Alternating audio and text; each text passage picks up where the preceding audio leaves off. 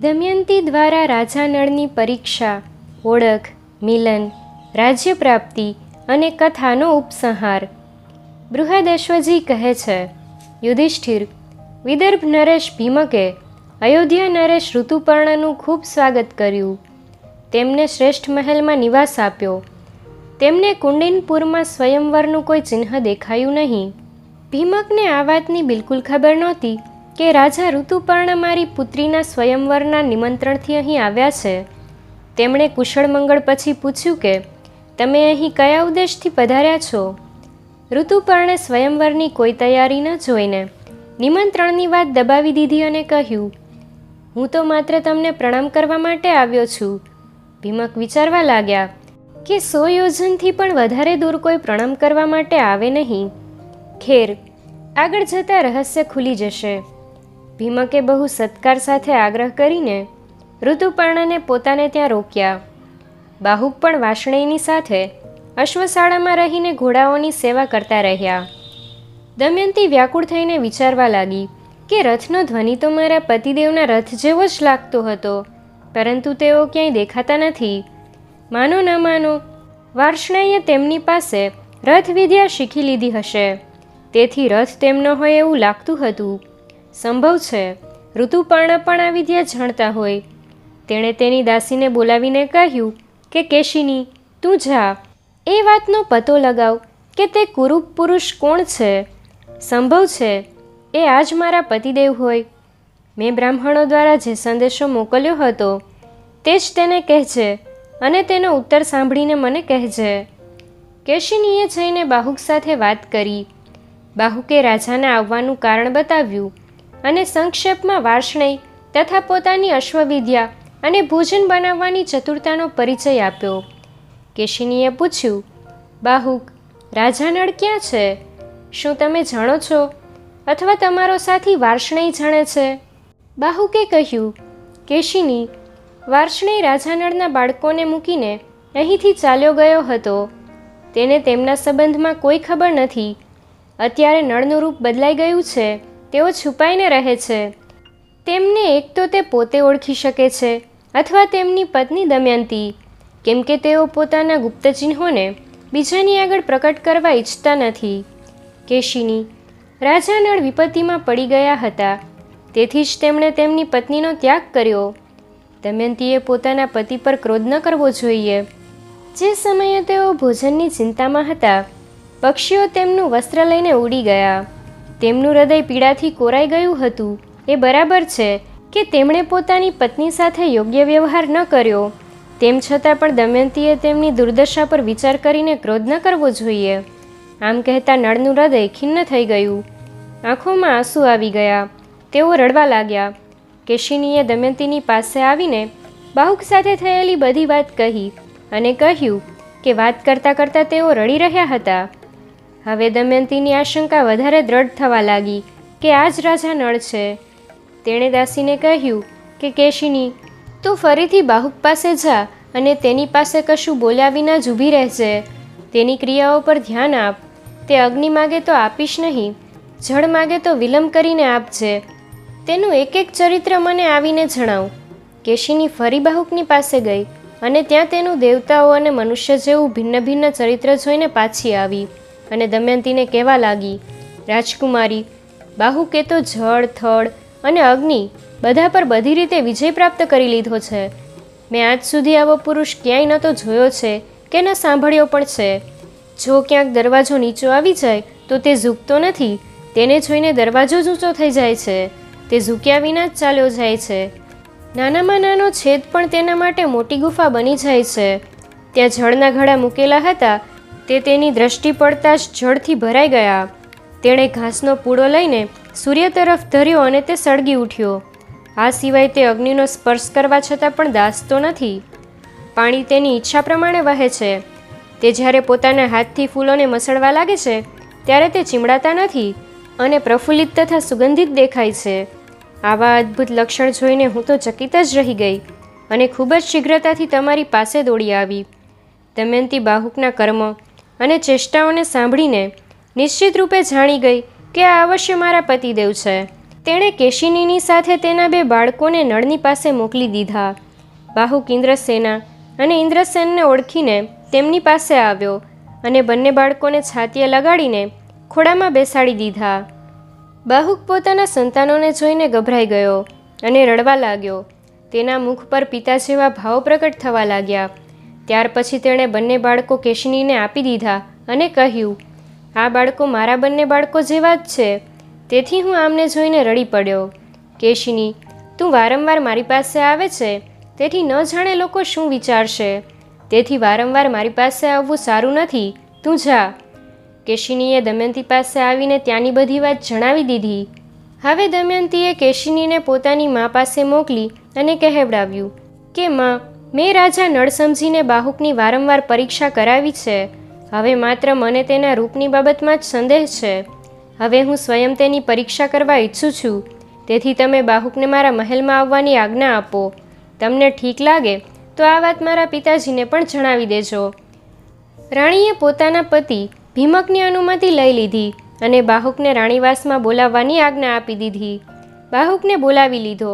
દમયંતીને જોતાં જ નળનું હૃદય એકસાથે દુઃખ અને શોકથી ઉભરાઈ ગયું. તેઓ આંસુઓથી ભીંજાઈ ગયા. બાહુકની વ્યાકુળતા જોઈને દમયંતી પણ શોકગ્રસ્ત થઈ ગઈ. તે સમયે દમયંતીએ ભગવું વસ્ત્ર પહેર્યું હતું, વાળની જટા બાંધેલી હતી, શરીર મલિન હતું.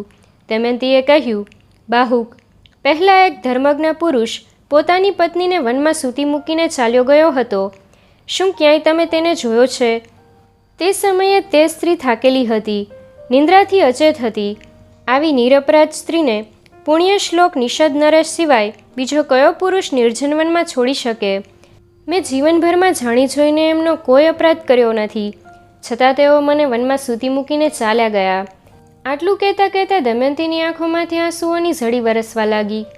દમયંતીના વિશાળ સાંભળા અને રતુંબડા નેત્રોથી આંસુ ટપકતા જોઈને નળથી રહેવાયું નહીં. તેઓ કહેવા લાગ્યા, પ્રિયે, મેં જાણી બૂજીને ન તો રાજ્ય ગુમાવ્યું છે અને ન તમારો ત્યાગ કર્યો છે. આ તો કળિયુગનું કારસ્તાન છે. હું જાણું છું કે જ્યારથી તમારો મારાથી વિયોગ થયો છે ત્યારથી તમે રાત દિવસ મારું જ સ્મરણ ચિંતન કર્યા કરો છો. કળિયુગ મારા શરીરમાં પ્રવેશીને તમારા શાપને લીધે બળી રહ્યો હતો. મેં પ્રયત્ન અને તપના બળથી તેના પર વિજય પ્રાપ્ત કરી લીધો છે અને હવે આપણા દુઃખનો અંત આવી ગયો છે. કળિયુગ હવે મને છોડીને ચાલ્યો ગયો છે. હું માત્ર તમારા માટે જ અહીં આવ્યો છું. એ તો જણાવો કે તમે મારા જેવા પ્રેમી અને અનુકૂળ પતિને છોડીને જે રીતે બીજા પતિ સાથે લગ્ન કરવા માટે તૈયાર થઈ છો, શું બીજી કોઈ સ્ત્રી આવું કરે ખરી?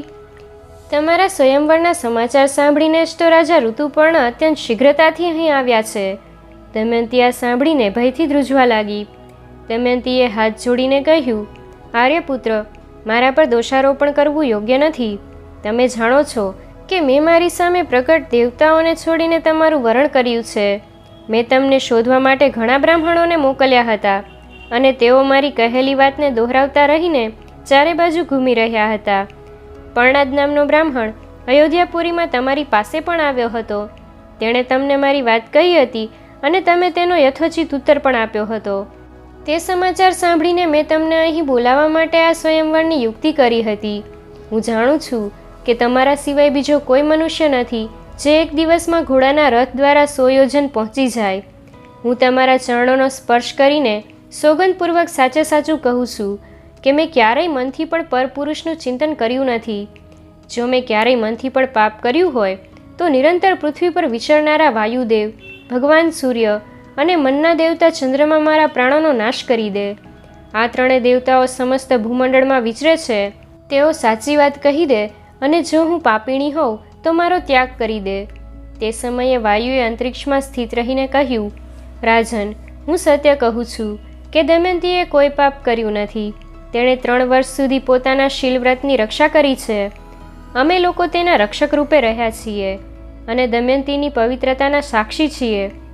તેણે સ્વયંવરની સૂચના તો તમને શોધવા માટે જ આપી હતી. ખરેખર દમયંતી તમારે યોગ્ય છે અને તમે દમયંતીને યોગ્ય છો. કોઈ શંકા ન કરો અને આનો સ્વીકાર કરો. જે સમયે પવનદેવ આ વાત કહી રહ્યા હતા તે સમયે આકાશમાંથી પુષ્પોની વૃષ્ટિ થવા લાગી. દેવતાઓની દુંદુભીઓ વાગવા લાગી. શીતળ મન સુગંધ પવન વહેવા લાગ્યો. આવું અદ્ભુત દ્રશ્ય જોઈને રાજા નળે પોતાનો સંદેશ છોડી દીધો અને નાગરાજ કર્કોટકનું આપેલું વસ્ત્ર ઓઢીને તેનું સ્મરણ કર્યું. તેમનું શરીર તરત પૂર્વવત થઈ ગયું. દમયંતી રાજા નળને પહેલાંના રૂપમાં જોઈને તેમને લપટાઈ ગઈ અને રડવા લાગી. રાજા નળે પણ પ્રેમથી દમયંતીને ગળે લગાડી અને બંને બાળકોને છાતીએ લગાડીને તેમની સાથે પ્રિયમધુર વાતો કરવા લાગ્યા. સંપૂર્ણ રાત્રિ દમયંતી સાથે વાતો કરવામાં જ પસાર થઈ ગઈ. પ્રાતઃકાળ થતાં નાહી ધોઈ સુંદર વસ્ત્રો પહેરીને દમયંતી અને રાજા નળ ભીમક પાસે ગયા અને તેમના ચરણોમાં પ્રણામ કર્યા. ભીમકે ખૂબ આનંદપૂર્વક તેમનો સત્કાર કર્યો અને આશ્વાસન આપ્યું. જોત જોતામાં આ સમાચાર બધે ફેલાઈ ગયા. નગરના સ્ત્રી પુરુષો આનંદપૂર્વક ઉત્સવ મનાવવા લાગ્યા. દેવતાઓનું પૂજન કરવામાં આવ્યું. જ્યારે રાજા ઋતુપર્ણને એ વાતની ખબર પડી કે બાહુકના રૂપમાં તો રાજા નળ જ હતા, જે અહીં આવીને વર્ષોથી છૂટી પડી ગયેલી પોતાની પત્ની દમયંતીને મળ્યા છે, ત્યારે તેમને ઘણો આનંદ થયો અને તેમણે રાજા નળને પોતાની પાસે બોલાવીને ક્ષમા યાચના કરી. રાજા નળે તેમના શ્રેષ્ઠ વ્યવહારની પ્રશંસા કરી અને તેમનો સત્કાર કર્યો. સાથે સાથે તેમને અશ્વવિદ્યા પણ શીખવી દીધી. રાજા ઋતુપર્ણ કોઈ બીજા સારથીને લઈને પોતાની રાજધાની અયોધ્યા જવા રવાના થઈ ગયા. રાજા નળ 1 મહિના સુધી કુંડિનપુરમાં જ રહ્યા. ત્યાર પછી પોતાના સસરા ભીમકની આજ્ઞા લઈને થોડા લોકોની સાથે નિષદ દેશ જવા માટે રવાના થયા.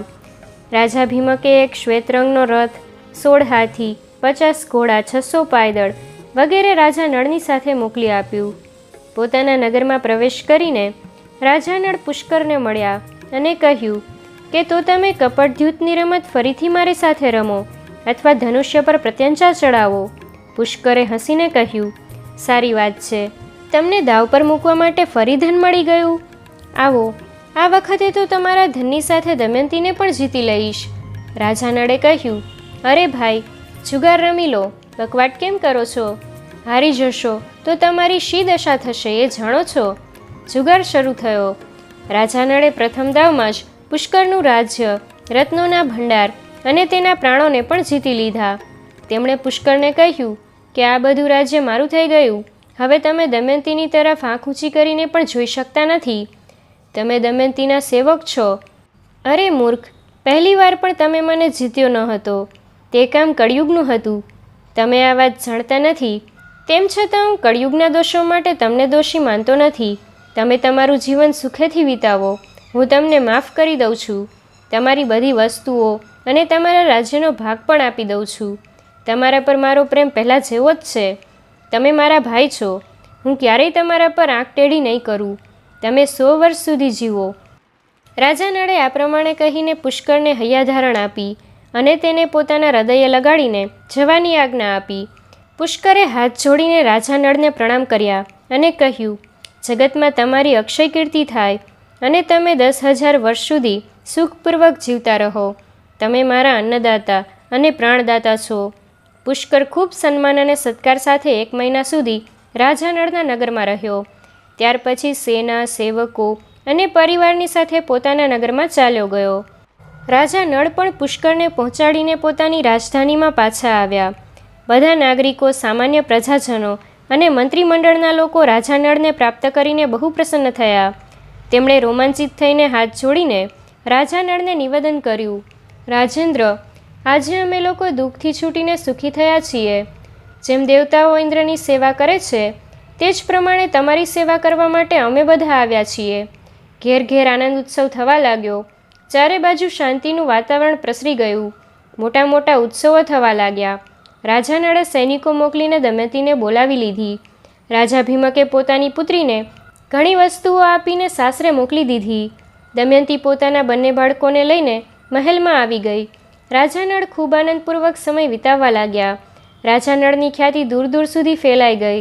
તેઓ ધર્મબુદ્ધિથી પ્રજાનું પાલન કરવા લાગ્યા. તેમણે મોટા મોટા યજ્ઞો કરીને ભગવાનની આરાધના કરી. બૃહદશ્વજી કહે છે, યુધિષ્ઠિર, તમને પણ થોડા દિવસોમાં તમારું રાજ્ય અને સગા સંબંધીઓ મળી જશે. રાજા નળે જુગાર રમીને મોટું દુઃખ વહોરી લીધું હતું. તેણે એકલાએ જ બધું દુઃખ ભોગવવું પડ્યું. પરંતુ તમારી સાથે તો તમારા ભાઈ છે, દ્રૌપદી છે અને મોટા મોટા વિદ્વાન અને સદાચારી બ્રાહ્મણો છે. આવી સ્થિતિમાં શોક કરવાનું કોઈ કારણ નથી. આવું વિચારીને પણ એમની અભિવૃદ્ધિ અને રાજથી ચિંતા ન કરવી જોઈએ.